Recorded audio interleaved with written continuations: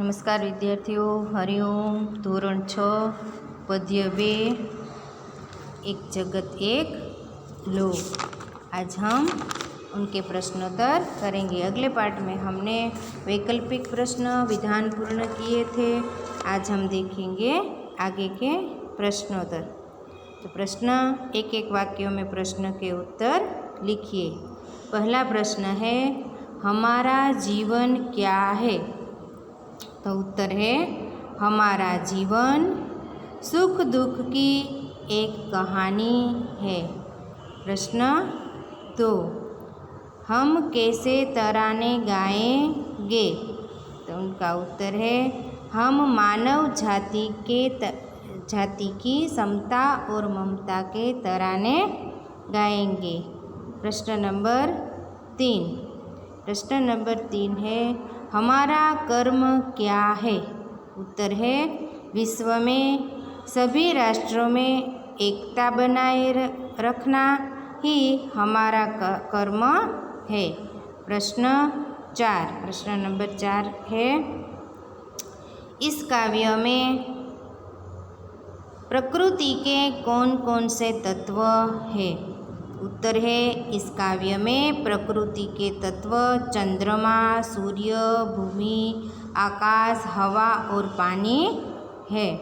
आगे प्रश्न नंबर 5, इस काव्य के लिए आप कौन कौन से अन्य शीर्षक देना चाहेंगे? उत्तर है, इस काव्य के इसके अलावा काव्य को यह शीर्षक देना चाहेंगे, एक विश्व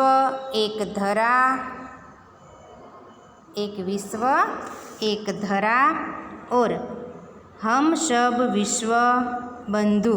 यह 3 शीर्षक हम दे सकते हैं। अब आगे प्रश्न देखते हैं। प्रश्न नंबर 6, हमारा धर्म क्या होना चाहिए?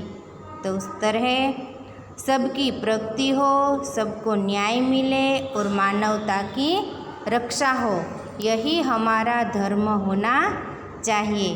तो बच्चों, यहाँ एक वाक्य के प्रश्नोत्तर पूर्ण होते हैं। अब हम आगे के प्रश्नोत्तर करते हैं। निम्नलिखित प्रश्नों के उत्तर लिखिए। उनमें पहला प्रश्न है, हमारा जीवन एक सुख दुख की कहानी है, ऐसा कवि ने क्यों कहा है? तो उत्तर बच्चों ध्यान से सुनना और अपनी बुक में भी लिखना। उत्तर है, सभी मनुष्य के जीवन में कभी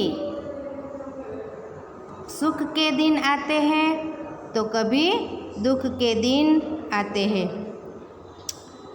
सभी के जीवन में एक से दिन कभी बच्चों नहीं रहते। किसी का सारा जीवन न सुखी होता है न दुखी। जीवन में बारी बारी से सुख और दुख रहते हैं। इसलिए कवि ने कहा है कि हमारा जीवन एक सुख दुख की कहानी है। बच्चों, फिर से इस प्रश्न का उत्तर मैं आपको समझाती हूँ कि कवि ने ऐसा क्यों कहा है कि हमारा जीवन सुख दुख की कहानी है। तो उनका उत्तर है, आप अपनी बुक में भी इस उत्तर का जवाब लिखना है, क्योंकि हम टेस्ट भी लेंगे, उसमें भी यह प्रश्न सभी पूछे जाएंगे।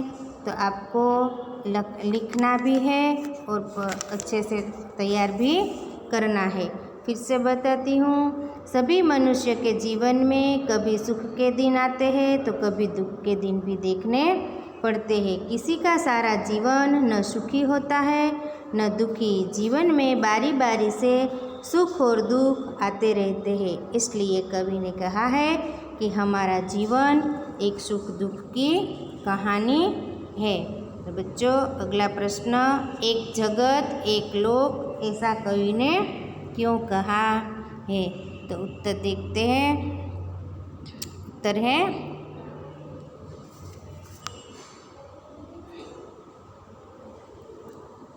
यह संसार एक मानव लोक है। एक ही चंद्रमा सारे संसार में अपनी चांदनी फैलाता है। एक ही सूर्य सारे संसार को प्रकाशित करता है। दुनिया के सभी लोग एक ही धरती पर और एक ही आसमान के नीचे रहते हैं। इस प्रकार प्रकृति के तत्व हम सब के लिए एक है। इसलिए कवि ने कहा है कि एक जगत एक लोक। आगे का प्रश्न देखते हैं। प्रश्न नंबर 3,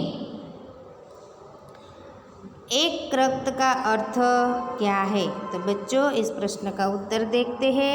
मनुष्य चाहे किसी भी देश देश, जाति और धर्म का हो, उसके रक्त का रंग लाल होता है। रक्त के रंग की समानता से साबित होता है रक्त के रंग की समानता से साबित होता है कि पूरी मनुष्य जाति एक ही है। भले ही हमारे रूप रंग भिन्न हो, भीतर से हम सब एक है। तो बच्चों आज हमने यह 3 प्रश्न किए। आगे हम आगे के पार्ट में देखेंगे। धन्यवाद।